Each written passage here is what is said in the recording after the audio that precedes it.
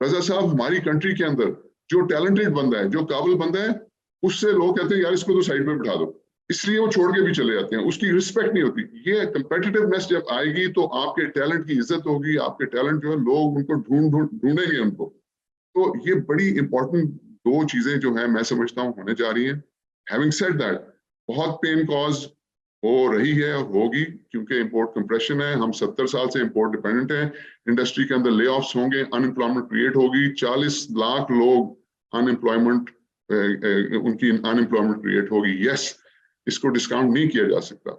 उसके लिए हमें, मैं बार बार कह रहा हूँ, कंसिस्टेंटली कह रहा हूँ कि हमें 3 sectors, agriculture, IT and housing and construction, ये 3 ऐसे सेक्टर्स हैं, इस पे वॉर फुटिंग पे काम करें तो हम ये 40 लाख एब्जॉर्ब कर सकते हैं इसकी अनएम्प्लॉयमेंट।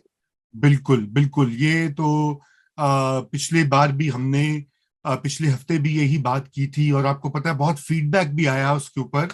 एज यू नो कि बहुत से लोगों ने एग्रीकल्चर का जिक्र किया, आईटी का जिक्र किया, बहुत से आईटी इंडस्ट्री के लोग आए, हम उनका थैंक यू ऑल कि आपने कमेंट्स किए। मैं चाहता हूं कि एक दो कमेंट्स जो हैं हारून भाई, वो भी मैं आपसे जरा उसके ऊपर बात करता हूं। एक तो एग्रीकल्चर के बारे में कुछ लोगों ने लिखा गया, कुछ का ये कहना था कि इसमें इन्वेस्टमेंट नहीं होती, कुछ का कहना था कि फाका कश हैं हमारे किसान। उन्होंने कहा कि जी आप कह रहे हैं कि ये जो है सेक्टर अब्जॉर्ब कर लेगा, लेकिन किसान तो हैंड टू माउथ हैं।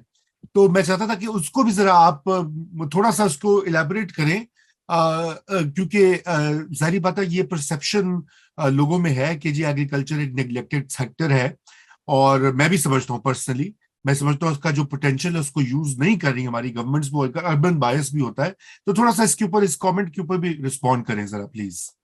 जी, वो कमेंट मैंने स्पेसिफिकली एक कमेंट जिसकी हम बात भी कर रहे थे वो पढ़ा था कि जिसमें साहब ने फरमाया था कि किसान जो है वो तो उसके हाथ तो कुछ भी नहीं आता। तो मैंने पिछले प्रोग्राम में क्यों कहा कि ये इतना पैसा जो है वो एग्रीकल्चर सेक्टर में गया है।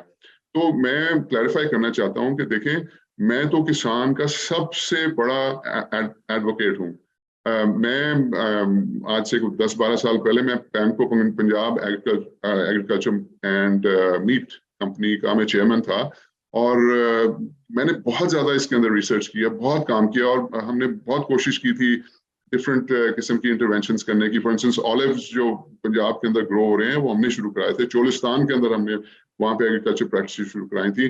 जो लोग लाहौर में रहते हैं या उसके मजाफात में रहते हैं, उनसे मेरी रिक्वेस्ट है कि वो फिरोजपुर रोड, शाहपुर, कांजरा में जाएं। वहां पे पाकिस्तान का पहला एबटवार यानी कि स्लॉटर हाउस नहीं, उसका वैल्यू एडेड जबरदस्त प्रोजेक्ट हमने बनाया था, जिसके अंदर हमने जो एनिमल है उनकी कोई चीज, कार्कस का कोई चीज, दांत, आंख, बाल, कोई चीज जो थी वो हम जाया नहीं होने देते थे, और वो एक्सपोर्ट के लिए, क्योंकि ये सारी चीजें, इसकी बड़ी डिमांड है एक्सपोर्ट के लिए। सो हमने इस पे बड़ा काम किया। हम किसान तो मेरे दिल के बहुत करीब है, मैं समझता हूँ किसान के थ्रू ही चाहिए, तभी तो मैं एग्रीकल्चर करता हूँ।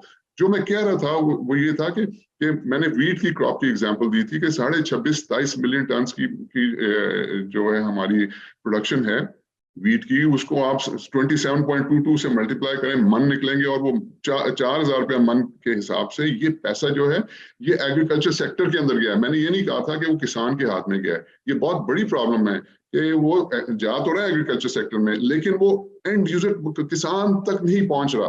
ये बहुत बड़ी प्रॉब्लम है। तो वो क्या होता है, दरमियान में मिडलमैन और इन्वेस्टर वो सारा पैसा जो है वो अपना खींच लेते हैं, और किसान के हाथ में कुछ नहीं आता। अब इसके लिए हमें 2-3 इंटरवेंशंस करने की जरूरत है। सबसे पहले आपको देखिए, किसान की जो कॉस्ट ऑफ प्रोडक्शन है उसको रिड्यूस करने की जरूरत है। जी अब कॉस्ट ऑफ प्रोडक्शन में मैं अब सिंपल, इसके ऊपर तो हम मेरे ख्याल से 4 प्रोग्राम्स कर सकते हैं, इतना बड़ा सेक्टर है, लेकिन मैं बड़ी सिंपल तरीके से आपको बताता हूँ कि किसान की कॉस्ट की रिडक्शन कैसे करनी है। नंबर 1, उसका इनपुट्स जो है, जिसके अंदर उसकी खाद जो है, फर्टिलाइजर, यूरिया और डीएपी, उसकी प्राइस हमको कम करनी है हर सूरत के अंदर, और उसके बहुत तरीके हैं कम करने के।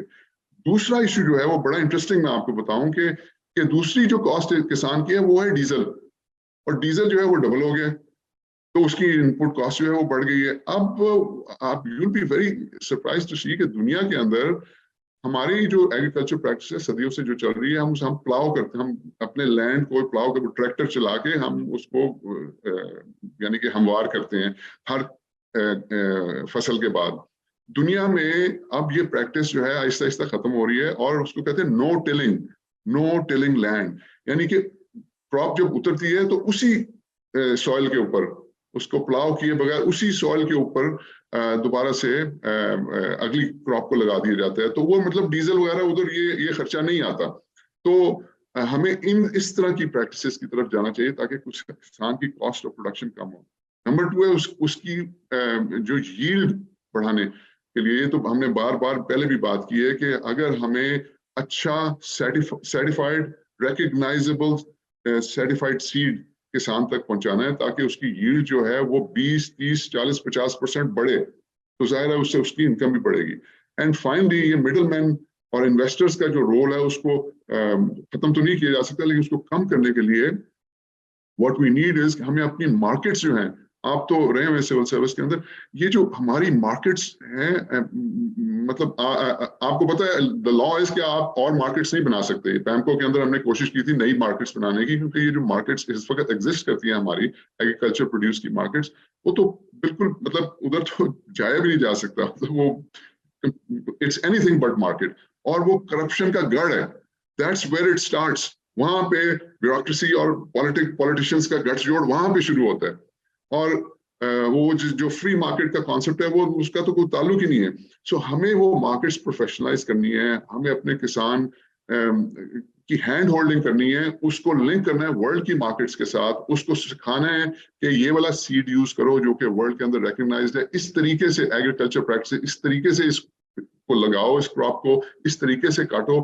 और ट्रेसेबिलिटी का कॉन्सेप्ट इंट्रोड्यूस कराने की जरूरत है कि ये प्रोड्यूस फलाने फार्म से दुनिया के किसी भी खिते में चली जाए तो वो ट्रेस कर सकते हैं कि जी ये कहाँ से आई है ये प्रोड्यूस और इनकी प्रैक्टिसेस क्या हैं, और ये गैप जो ग्लोबल एग्रीकल्चर प्रैक्टिसेस हैं उसके मुताबिक ये बना रहे हैं। तो ये मतलब ये लंबा एक प्रोसेस है, लेकिन ये सारा काम हो चुका है, it's just a matter of implementing.